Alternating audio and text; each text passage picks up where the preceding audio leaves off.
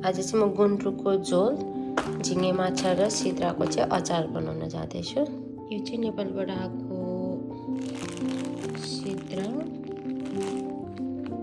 त्यसपछि झिँगे माछा, त्यसपछि गुन्द्रुक।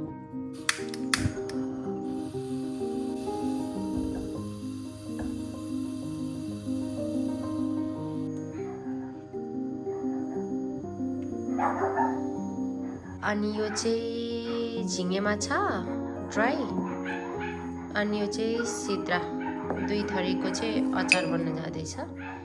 चाहिँ सिद्रालाई पखाल्नु पनि पर्छ है। सिद्रा अनि त्यसपछि झिँगे माछा दुईटालाई चाहिँ राम्रोसँग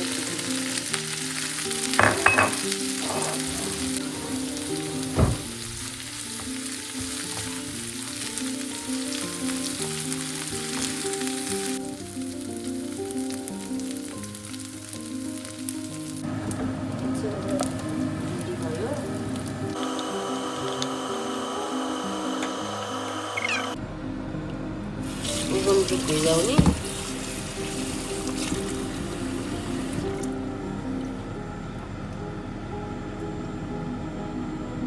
पानीमा गुन्द्रुक भिजाएर राख्ने।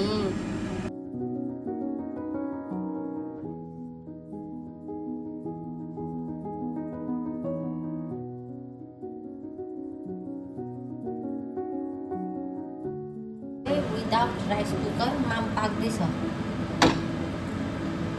राइस कुकरबाट बिग्रेर अनि यो चाहिँ कोबुरी बनाउनु लागि तर मलाई जस्तो आउँछ म त्यस्तै बनाइरहेको छु।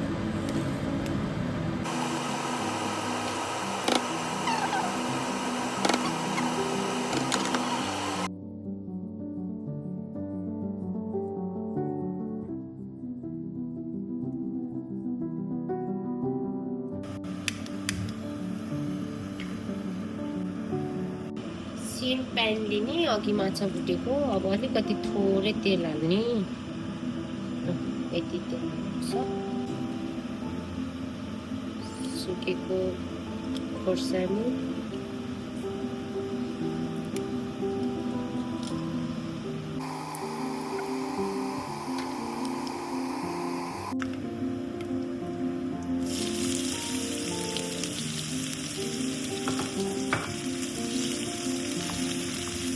यतिको रातो भइसकेपछि चाहिँ टमाटर हालिदिउँ।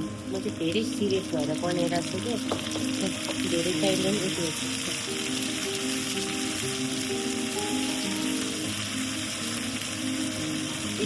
स्वाद अनुसार नुन, थोरै बेसार, थोरै मसला,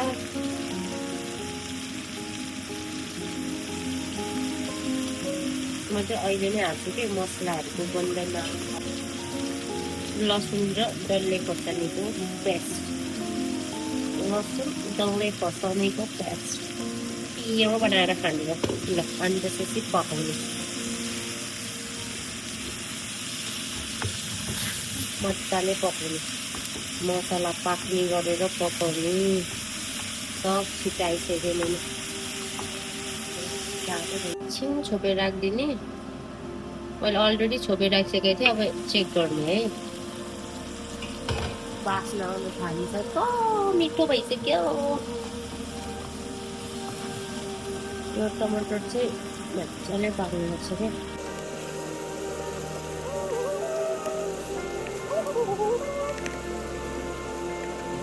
यतिको ग्रेभी भइसकेपछि चाहिँ we move on सिद्रामा मुभ हुने। अनि त्यसपछि अघि भुटेको सिद्रालाई यसरी लिने, यसरी हाल्ने। हाम्रो सिद्रा आउनु भयो। झिँगे माछा र सिद्रा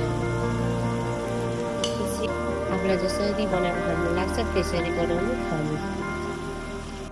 अचार चाहिँ अलमोस्ट रेडी भइसक्यो। अब गुन्द्रुकलाई प्यान बसाउने। म त्यो खासै केही गर्दिनँ। गुन्द्रुक चाहिँ सिम्पल वेमा बनाउँछु। गुन्द्रुक अलिकति आगो बढाउने, आगोको फ्लेम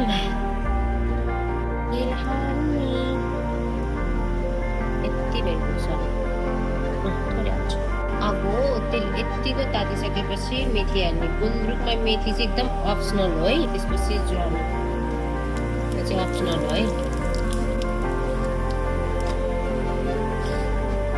यतिको मेथी ज्वानो डढेपछि खोर्सानी चाहिँ अप्सनल होइन, हाल्ने हो खोर्सानी चाहिँ। लु आफूलाई जति खानु मन लाग्छ त्यति हाल्ने खोर्सानी चाहिँ। जति हाले त्यति मिठो हुन्छ। अनि भुट्ने। वाह नाइस। यतिको चाहिँ डढ्नु पर्छ। ओ माई गड। प्याज हाल्नु।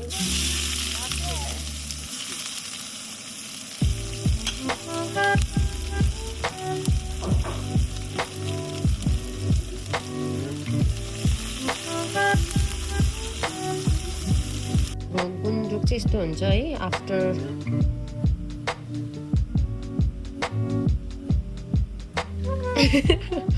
भिजाएपछि यतिको हुनुपर्छ के गुन्द्रुक। अब यो हो बनाउने हाम्रो। फ्लेभर आउनु पर्यो गुन्द्रुकमा पनि। भुटेन भने फ्लेभर आउँदैन।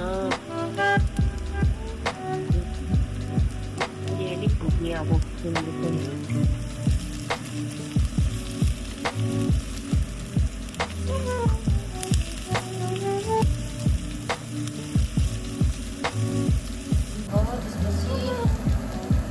भुटिसकेपछि स्वादअनुसारको झोल हाल्नुपर्छ। अलिकति नुन बढी नै हाल्दा नि केही फरक पर्दैन। मसला मलाई नचला।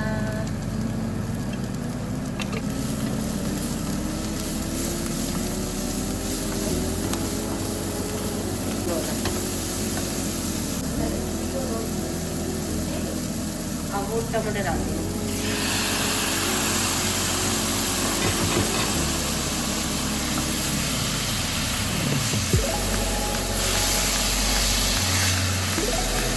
टमाटर हालेर चलाउनु।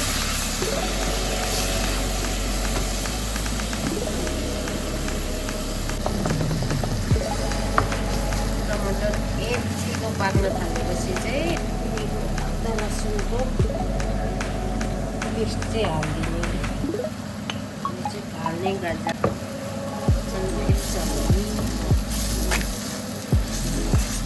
खोर्सानीको धुलो पनि हाल्ने। डल्ले खोर्सानी, रातो खोर्सानी, खोर्सानीको धुलो। अनि बल्ल पिरो हुन्छ। ओ माई गड पिरो राखेको छ। अब टक्क एकचोटि चेक गर्ने कस्तो भएछ भनेर। अनि चलाउने। टमाटर पनि पाको नाइस। यतिको भएपछि चाहिँ पानी हाल्नु मिल्यो है। अब गुन्द्रुकमा चाहिँ आफूलाई जति चाहिन्छ त्यति झोल हाल्ने। 1 ग्लास 2 ग्लास यो चाहिँ 3 पुग्छ जस्तो लाग्यो। Let's see. नाइस। उमाल्ने त्यसपछि वाक वाक हालिदिउँ न के जान्छ र। यो चाहिँ 4 ग्लास लुजा। गाइस नुन चाहिँ थप्नु पर्ला जस्तो लाग्यो। अलिकति नुन थप्नु पर्ला है। यत्रो धेरै झोल हालिसकेपछि यति नुन त डिजर्भ गर्छ यो गुन्द्रुकमा हाल्ने। अन्डा रेडी गर्ने।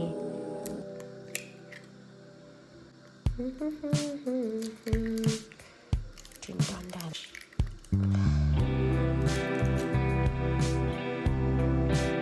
थोरै मसला जेमा थोरै नुन।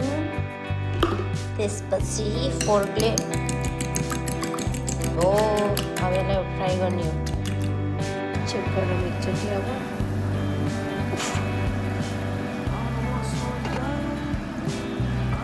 गुन्द्रुक अलमोस्ट रेडी भइसक्यो। अब अन्डालाई रेडी गर्ने। तेल हाल्ने थोरै अन्डाको लागि। अब अन्डा फ्राई गर्ने। अन्डा फ्राई गर्ने।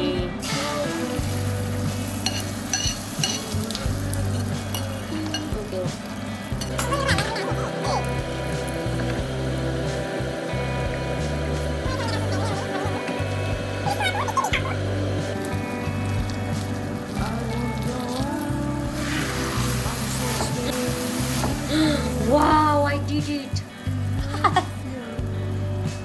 अन्डा राम्रोसँग फ्लिप भयो यो अघि फ्राई गरेको अन्डा चाहिँ मैले यस्तरी माथिबाट हाल्छु क्या आँटिसकेको गुन्द्रुकमा त्यसपछि मेरो गुन्द्रुकको झोल रेडी भयो अब अन्डा गुन्द्रुक तरकारी यसरी बनाउँछु मैले चाहिँ it's ready to eat guys हो रेडी भयो अब म खाने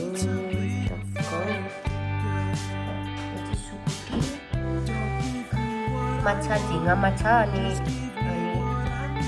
यो सुकुटी बफ मुलाको अचार अब खाएँ ल